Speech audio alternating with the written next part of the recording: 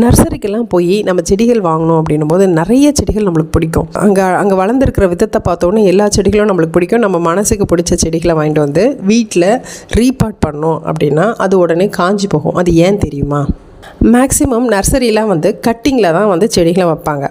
அப்போ தான் அதாவது ரூட்டெல்லாம் வர ஆரம்பிக்கும், சாஃப்டாக இருக்கும். நம்மளுக்கு பிடிச்ச செடியை நம்ம என்ன பண்ணுவோம், நர்சரியிலேருந்து வாங்கிட்டு உடனே அதை எடுத்துகிட்டு வரும்போது ட்ராவலிங்கில் அந்த ரூட்டெல்லாம் டிஸ்டர்ப் ஆகும். அதுக்கப்புறம் வீட்டுக்கு வந்த உடனே ரீபாட் பண்ணனாலும் அந்த செடிகள் டிஸ்டர்ப் ஆகும், ரூட்டெல்லாம் டிஸ்டர்ப் ஆகும், காய ஆரம்பிச்சிடும். ஸோ அதுக்கு நம்ம மேக்ஸிமம் என்ன பண்ணணும் அப்படின்னா, நம்மளுக்கு பிடிச்ச செடிகளை வாங்கிட்டு வந்துட்டு நம்மளுடைய வீட்டு சரௌண்டிங்கில் ஒரு 1 வீக்லேருந்து ஒரு 10 days வரைக்கும் நம்ம அதை எந்த டிஸ்டர்பன்ஸும் பண்ணக்கூடாது. அந்த செடியை அப்படியே வளர்க்கணும். நம்மளுடைய வீட்டு தண்ணி, நம்மளுடைய கிளைமேட்டு எல்லாம் அதுக்கு செட் ஆகும். அதுக்கப்புறம் நம்ம அதை ரீபாட் பண்ணணும்.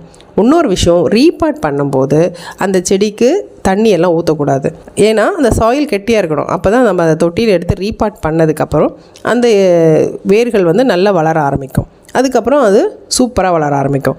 ஸோ நம்ம பண்ணக்கூடாத மிஸ்டேக் என்ன பண்ணால், செடிகளை வாங்கிட்டு வந்த உடனே ரீபாட் பண்ணக்கூடாது. இதை புரிஞ்சுக்கிட்டிங்கனாவே செடிகள் நல்லா வளரும். தேங்க்யூ ஃபார் வாட்சிங்.